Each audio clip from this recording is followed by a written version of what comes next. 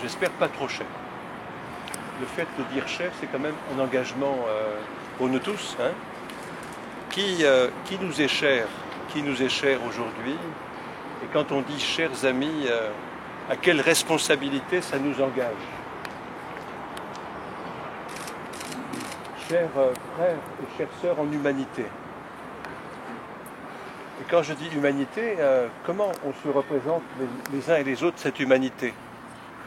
Est-ce que c'est une humanité inconditionnelle? Et à ce moment-là, est-ce que chacun d'entre nous, chaque regard, chaque nom, incarnerait l'humanité entière? Ou est-ce que cette humanité est divisée dans notre regard et dans nos comportements?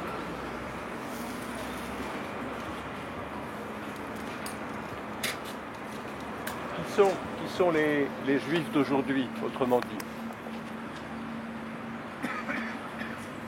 Qui sont ceux qui, en 1349, le 14 février, un Shabbat,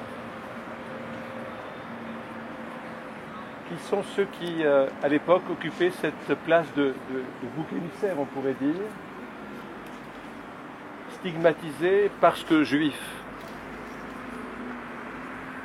À l'époque, le paradoxe, chacun le sait aujourd'hui, le paradoxe c'est que Strasbourg, qui se rappelle à nous par sa dimension, sa double identité allemande et française, Strasbourg était probablement l'une des villes les plus modernes du monde occidental. Et on se dit avec notre regard d'homme moderne que cette modernité justement, cette revendication culturelle imposerait de protéger l'altérité de manière inconditionnelle. On se dit qu'une ville moderne, qu'une ville cultivée ouvre ses portes et ne dresse pas de murs et adopte une position d'hospitalité inconditionnelle. Qu'est-ce qui nous empêche d'être dans l'inconditionnalité? Surtout pas le jour de la Saint-Valentin où on est inconditionnellement amoureux de sa femme ou de son mari. Chacun peut le prouver aujourd'hui, n'est-ce pas? Vous êtes tous d'accord avec moi ou il y a des doutes là-dessus? Enfin, on en reparlera. Hein, je vous ferai des devis après la... En l'occurrence, chaque mot compte, hein, l'inconditionnalité. On est bien inconditionnellement en soutien de sa femme, de sa sœur, de son cousin, un petit peu moins de son voisin et un petit peu moins de l'étranger. Ça vous rappelle un discours contre lequel on essaie de lutter et qui peut-être va nous rattraper en avril-mai prochain.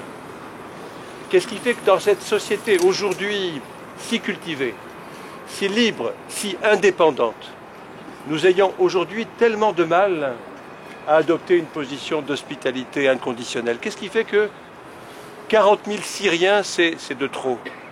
Qu'est-ce qui fait que nous ne soyons pas capables, à 70 millions, de pouvoir miser sur la richesse que constitue le capital, l'espérance humain,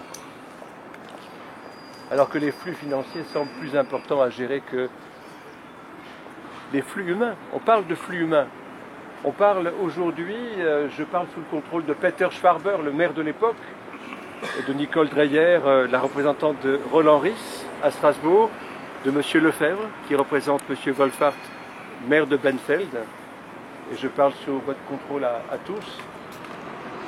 Qu'est-ce qui fait qu'aujourd'hui, nous ne serions pas en mesure de miser sur nos capacités d'accueil communes? Qu'est-ce qui fait que 1 plus 1 ne pourrait pas faire 3 aujourd'hui dans notre société tellement élaborée, tellement cultivée?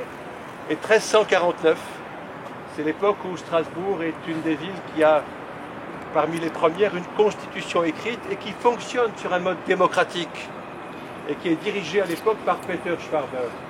Ça ne va pas empêcher Strasbourg, peut-être que même, ça va favoriser le fait que Strasbourg va décider de trouver des boucs émissaires. Peut-être que c'est l'assise culturelle, politique, le sentiment d'être au-dessus des autres qui va légitimer le fait de stigmatiser une partie de la population parce qu'elle est soi-disant différente, parce qu'elle est en fait trop semblable.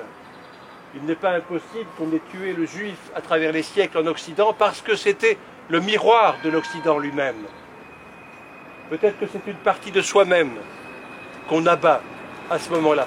Peut-être que c'est une partie de soi-même qu'on ne supporte pas à ce moment-là.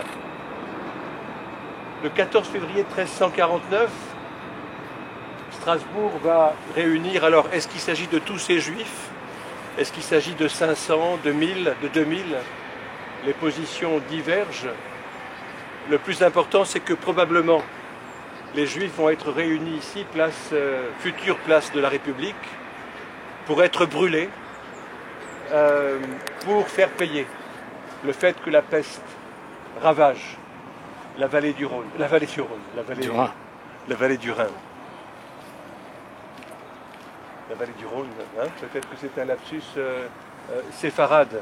Hein, donc c'est voilà, c'est le rappel du Sud comme ça qui fait que j'en appelle, si vous voulez bien, comment dire, au règlement pacifique du conflit entre les séfarades et les ashkénazes. Au passage, c'est un appel aussi indirect à la paix.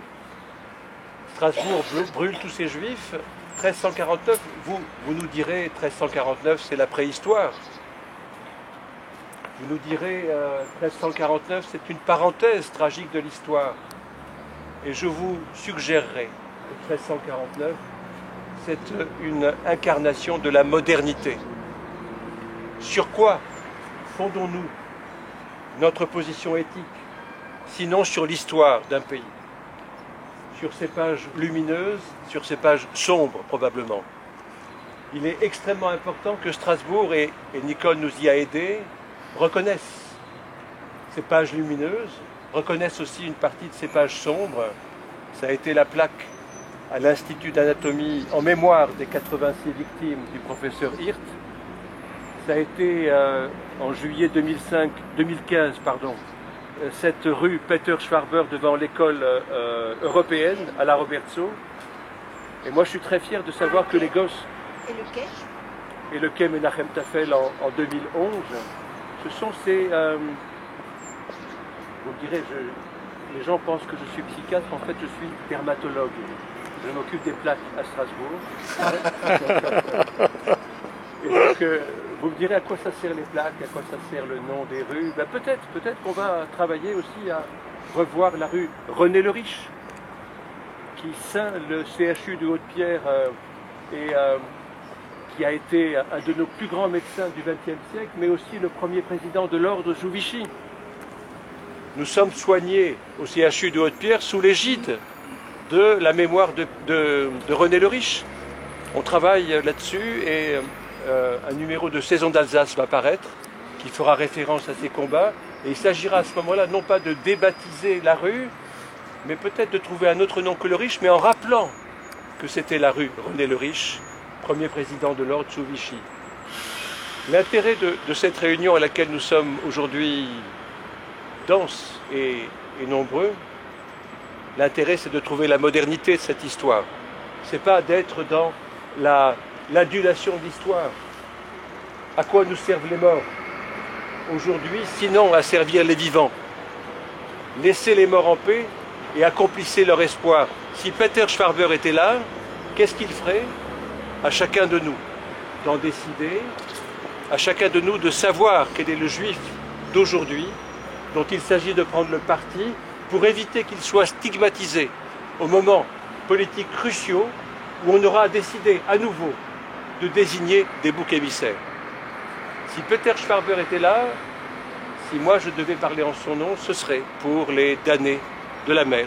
C'est ma sensibilité, elle vaut ce qu'elle vaut, mais en tout cas c'est mon combat, et je le mène au nom de ceux qui sont morts ici, je le mène au nom de la dimension légaliste de Peter Schwarber qui a tenté de sauver ces juifs en vain.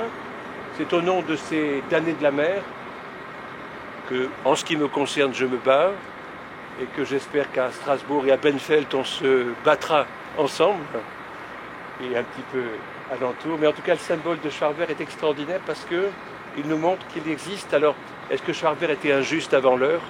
injuste. Il a été simplement un homme politique qui a rempli la mission à laquelle il avait été délégué. Il a décidé de protéger tous les citoyens de résidence de Strasbourg, sans distinction d'origine et de culture. Si Schwarber était là, peut-être qu'il dirait, à propos de la Méditerranée, notre mer qui est si bleue, que ton nom soit partagé, que ton horizon nous fasse renaître, que ta générosité nous accepte.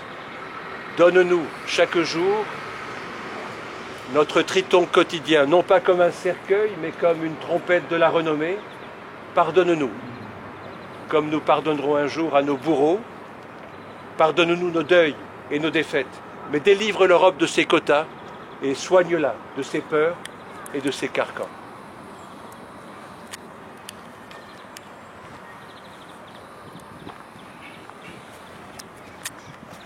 Alors on est très heureux de vous accueillir aujourd'hui. Donc c'est un collègue de Benfeld, adjoint au maire, puisque Benfeld et Strasbourg sont réunis dans cette mémoire de Peter Schwarber et de ce massacre d'aujourd'hui. Donc merci d'être venu. Vous saluerez aussi monsieur le maire de l'autre part. Merci à toi de nous rappeler chaque année sous cet arbre entre deux monuments, le monument aux morts et le monument aux vivants. Je rappelle que la spirale blanche que vous voyez là-bas, c'est le monument aux vivants. Peu de Strasbourgeois le savent, mais je trouve que c'est symbolique qu'on ait ce bel arbre entre ces deux références. Alors c'est vrai que je suis là à titre personnel, je voudrais quand même le dire, puisque j'ai un engagement à tes côtés depuis très longtemps avec mon mari, qui est là aussi, mais aussi en représentation du maire de Strasbourg, qui souhaitait qu'un des adjoints puisse être là, comme chaque année. Tu as dit l'essentiel, je ne vais pas répéter ce que tu nous as rappelé, mais je crois qu'on est interpellé tous les jours, chaque fois qu'on lit un journal, chaque fois qu'on regarde la télé, chaque fois qu'on croise même des amis, on est interpellé sur ce qui se passe aujourd'hui. Et ce qui est important pour nous, vous qui êtes là à nos côtés, c'est voir comment on peut faire prendre conscience aux jeunes qu'il y a un lien entre ce qui s'est passé, comme tu dis, à la préhistoire et aujourd'hui. C'est pas facile parce qu'il faut qu'on trouve les mots justes, il faut qu'on trouve les valeurs et qu'on rappelle pourquoi l'humanité a besoin de chacun. On est différents les uns les autres et on est complémentaires et qu'ensemble on doit vivre en harmonie et en paix. Alors le bouc émissaire, il n'est peut-être pas juif aujourd'hui, mais il y en a énormément, vous le savez. J'ai encore regardé tout à l'heure la file, j'avais un peu d'avance, la file qui était devant la préfecture. Voilà, des sans-papiers, des gens qui essayent d'avoir un titre de séjour. Je crois que ça fait partie aussi de cette mémoire qu'il faut transmettre et des valeurs qu'il faut qu'on conserve et qu'on soit suffisamment fort, même si ce n'est pas facile tous les jours, pour rappeler que nous sommes dans une même barque, nous traversons une mer et il ne faut pas qu'on coule tous ensemble. Donc merci d'être là aujourd'hui et puis bien que vous ayez la force, la conviction de porter ce message. Merci. Bon, moi j'avais rien préparé. Moi non plus. Déjà, comme je l'ai expliqué, monsieur le maire a pris une semaine de congé bien mérité. Benfeld est une commune avec une activité assez riche dans l'année. Et donc il m'a chargé de le représenter aujourd'hui. Et je tiens à vous remercier de nous associer à ce rassemblement, à ce devoir de mémoire. S'il y a un mot que je ne supporte pas, moi, c'est le racisme. C'est cette culture de l'autre qui peut être parfois très méchante et on le voit tous les jours, comme l'a rappelé l'adjointe de la ville de Strasbourg. Et j'ai été également comme vous, j'ai été tout à l'heure en arrivant, je ne savais pas où aller, le lieu de rassemblement, je ne savais pas, donc j'ai été vers là où il y avait un peu plus de personnes et j'ai pu constater effectivement ce rassemblement de personnes cherchant à être reconnues, à être considérées. C'est vrai que ça fait toujours un peu mal au cœur de voir ces gens